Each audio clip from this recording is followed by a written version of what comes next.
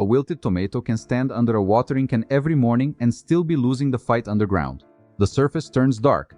The leaves lift for an hour. Then by afternoon, they sag again like the water never counted. The strange part is, it may not be a thirsty surface at all. It may be a dry root zone. This is why a plant can see water every day and still die of thirst. Most gardeners do not make this mistake because they are careless. They make it because the garden gives them the wrong kind of proof. You water the bed. The soil darkens. The plant looks refreshed. Maybe the leaves perk up before lunch. Everything about that moment says the problem was solved. But the surface is only the first inch of the story. A plant does not live on the shine of wet soil. It lives where the active roots are. And if the water never moves deeply enough to reach that zone, the plant is not being hydrated. It is being splashed. That sounds harsh, because daily watering feels responsible. It feels gentle. It feels safer than letting the bed dry out. But in many backyard beds, the habit that looks most caring can slowly create the weakest root system.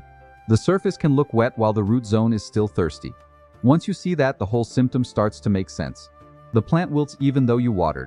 The top of the bed looks damp, but a few inches down the soil is pale, crumbly, or hard. Leaves droop during the hottest part of the day, then recover in the evening, then droop again tomorrow. You add more water, but the pattern returns. This is where most gardeners get misled. They think the plant is asking for more frequent watering. But often, it is asking for water in a different place. When you water lightly every day, the first layer of soil gets the signal. The deeper layers may get almost nothing. In loose sandy soil, that small drink may pass through quickly and leave no steady reserve. In tight clay or compacted soil, it may spread sideways or sit near the top, before slowly evaporating. In a crusted bed, some of it may even run away from the plant before it can sink. From above, it still looks like watering happened. Below, the roots may be living in a narrow, fragile band of moisture near the surface. And roots follow conditions. When the only reliable moisture is in the top inch or two, young roots tend to stay where that moisture is easiest to find. They do not have much reason to push down into soil that keeps drying out or never gets soaked in the first place. Over time, that plant becomes easier to stress. A hot afternoon hits the surface first. Wind pulls moisture out of the top layer. Sun warms the bed. The shallow roots sit right inside the zone that dries fastest. So the gardener waters again. The plant responds just enough to keep the habit going. That is the trap. A shallow watering habit can create a shallow root habit. And a shallow root habit makes the plant more dependent on the next shallow watering. It becomes a cycle of rescue instead of a system of support. You can see it in the way the plant behaves. A plant with shallow moisture may perk up quickly after water because the top layer was touched. But it often fades quickly too, because there is no deeper reserve carrying it through the afternoon.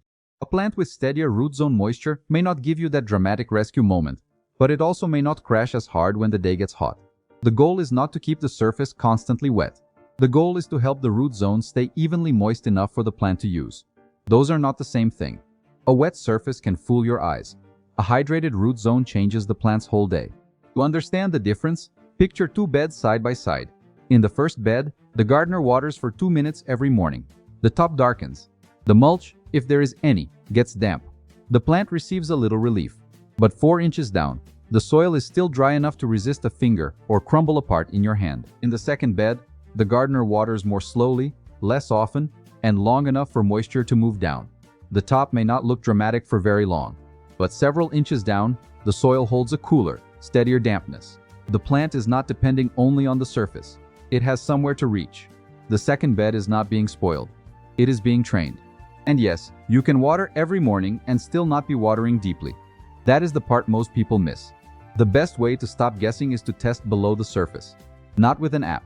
Not with an app. Not with a fancy meter. Just with your hand, a trowel, a wooden dowel, or a screwdriver. After watering, wait a little while, then check the soil 4 to 6 inches down near the plant, not right against the stem.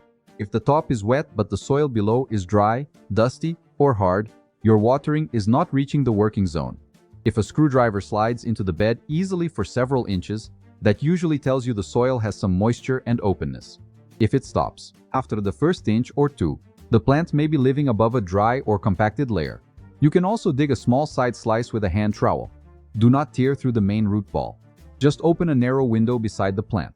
Look at the color and feel of the soil. Dark on top and pale below is a clue. Sticky on top and dry underneath is a clue. Damp mulch with dry soil beneath it is a clue. The plant has been telling you a story. The test shows you where the story begins. If the root zone is dry, The fix is not to dump a flood on the plant all at once. That can create a different problem, especially in heavy soil or containers with poor drainage. The better move is slow watering. Water long enough for moisture to soak downward, not just spread across the surface. If water starts to puddle or run off, stop for a few minutes and let it sink. Then water again. This cycle soak method is simple, but it changes the result. Instead of one fast splash that the soil rejects, you give the bed time to accept the water. For many garden beds, a deeper watering a few times a week is more useful than a tiny drink every day, but the exact interval depends on heat, soil type, plant size, rainfall, mulch, and season. Seedlings may need lighter, more frequent moisture near the surface until they establish. Containers may dry faster than beds. Sandy soil may need more frequent deep checks. Clay soil may need slower watering and more patience between rounds. The point is not a perfect calendar. The point is depth. Frequency is not depth. If you want a simple starting rule, water, then check. Do not decide based only on how the top looks the next morning. Push your finger or a tool down into the soil. If the root zone still has gentle moisture, wait. If it is dry several inches down, water deeply and slowly. This is how you stop watering the appearance of the bed and start watering the plant. Mulch helps because it protects the part of the bed that loses water first. A 2-3-inch layer of shredded leaves, straw, aged wood chips, or dry grass clippings can slow surface evaporation and reduce the hard crust that makes water run sideways. Keep mulch pulled slightly away from stems so the crown of the plant does not stay constantly wet. Mulch does not magically water the root zone by itself. It helps the water you apply stay useful longer. Soil structure matters too. A bed with good organic matter, open pores, and living roots tends to receive and hold water more evenly than soil that is compacted, dusty, or sealed at the top. Compost can help over time, especially when worked into the upper layer before planting or added as a light top dressing under mulch. But compost is not a quick excuse to keep sprinkling the surface. If the watering pattern is shallow, even better soil may not get moisture where the roots need it. This is why the fix is not only water more. Sometimes watering more often is the very habit that keeps the plant fragile. The fix is to change how the water enters, how deeply it moves, and how long the soil can hold it. A soaker hose or drip line can help because it applies water slowly instead of blasting the top. A watering wand with a gentle shower can work too. Even a plain watering can work if you slow down and give the bed time. The tool is not the secret. The depth is. There is one warning here. Do not swing from shallow daily watering to drowning the bed. Roots need moisture, but they also need air. Soil that stays saturated for too long can create stress of its own. If the bed smells sour, stays soggy, or leaves yellow while the soil is wet below, the issue may not be thirst. It may be poor drainage, compaction, or too much water sitting around the roots. That is why the test matters. A wilted plant does not automatically mean dry soil. A wet surface does not automatically mean hydrated roots. You need to check the layer where the roots are actually working. Once you start doing that, the symptoms become easier to read. If leaves wilt every afternoon but recover at night, the plant may be losing water faster than shallow roots can replace it. Check deeper moisture and consider mulch.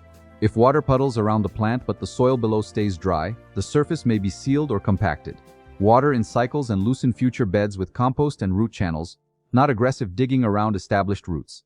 If the plant needs watering every single day just to avoid collapse, the root system may be too shallow for the heat. Shift gradually toward deeper watering so the lower soil becomes worth reaching into.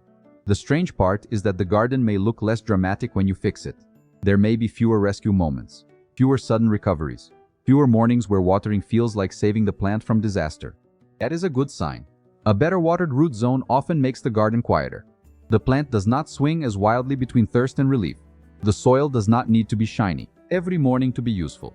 The gardener stops chasing the surface and starts managing the reserve underneath. This also changes how you look at a wilted plant. Before, the watering can felt like the answer. The leaves drooped, so you reached for water. The soil darkened, so you felt better. After, the watering can becomes a question. Where did that water stop? Did it reach the roots? Or did it only color the surface? That one question can save you from weeks of wrong effort. Because a plant may see water every day and still miss the water that matters. It may be living above a dry layer, trained by tiny drinks, dependent on a surface that cannot protect it through heat. And when that happens, the plant is not asking for more splashes. It is asking for a deeper place to drink. So the next time a plant wilts after you watered it, do not only look at the top of the bed. Open the soil. Check the root zone. Slow the watering down. Protect the surface with mulch. Let moisture move where the roots actually live. A thirsty plant does not need more proof that you care. It needs water where the roots live.